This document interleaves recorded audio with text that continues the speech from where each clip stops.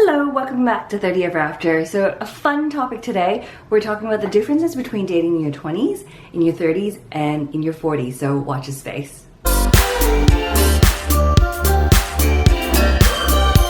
Dating in your 20s is fun. You don't have a lot of commitments, you have free time, you have time to make mistakes, and you're not in any rush to make a decision, get married, and have babies. So in your 20s is the perfect time for you to explore, to date other people, to not really get into long-term relationships unless you're really serious about that person.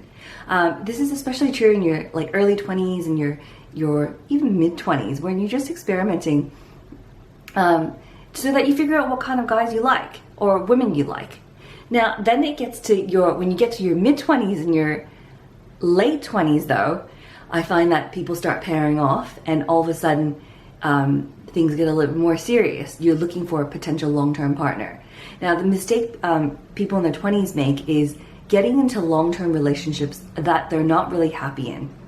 And it's fine if you're in your early 20s and even your mid-20s and you go into these relationships for 1 or 2 years at a time. But if you're constantly going from one of these relationships to another, that's about 6 to 8 years gone.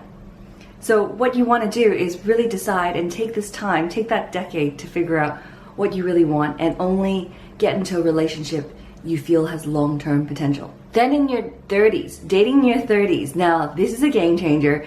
There's a difference between dating in your early 30s, your mid-30s, and your late 30s. So your early 30s, you're thinking, oh shit, I'm old. I need to go find someone and start dating. But you don't feel that pressure to find someone and lock it in right away because your friends are still in long-term relationships. No one's really getting engaged yet. So you feel like you still have time. And this is when you're still serious about finding someone, making your intentions known that you're looking for a long-term partner, but you don't feel as much pressure. It's when you get into your mid-30s where everyone is coupled up, getting married and having babies that you feel like, oh shit, my biological clock is ticking. I'm going to be left behind. There are no singles left. So in your mid-30s, you date with more of an intention. You date people who are on the same wavelength, who want to get married, and who want to move along that timeline quickly. Now, that doesn't always happen, especially for women and men, because they have different relationship and commitment timelines. Men generally have more time and prefer to wait a little bit longer. They also don't want to rush into any relationships, whereas in your 30s it's very tempting to rush into that process because you feel like you're running out of time and you're already running behind. Then when you get into your late 30s, you realize you start to relax a little bit because you realize, I've been dating for a while. Am I ever going to meet this person? And you start to accept the fact and see a world that you might be doing stuff and starting a family on your own. You might be doing it with a friend. You've gone past that point where you're in a rush and you're already thinking of alternatives. So in your late 30s, your approach is less rushed. I find that with women in their late 30s, their approach to dating is less rushed and they take the time to meet and really seriously evaluate if that person is right for them, because women can freeze their eggs and they can get a sperm donor and they can do it all on their own, start a family. So by the time they've reached the late 30s, chances are they've already thought about those options. Then in your 40s is where it gets really interesting, because in your 40s, you would have had a couple of long-term relationships or already been married.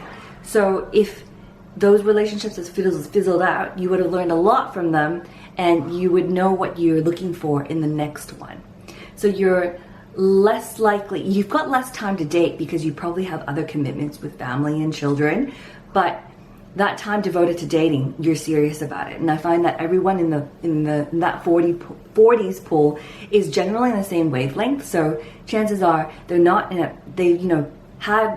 been married and have had kids, so they're not in a rush to do all those things, and they can kind of go back to like dating in their 20s, except with this newfound maturity. They're with more cash and more freedom to do things, and also with a better understanding of what they want in a partner. So if you're in your late 30s, or in your 40s dating, know that there's a lot to look forward to, and the pool's actually quite fun. And if you're dating your early 30s and your mid 30s, know that there's still time. So I know people, girlfriends who've met someone, gotten engaged, and had a baby all within the same year. So anything can still happen, and it just takes that one date. So those are the main differences between dating your 20s, in your 30s, and dating your 40s. Let me know if you've got any comments, any observations or experiences to share. I'd love to know. I love this topic. As usual, if you like this video, like, comment, or subscribe, and I'll see you in the next one. Bye.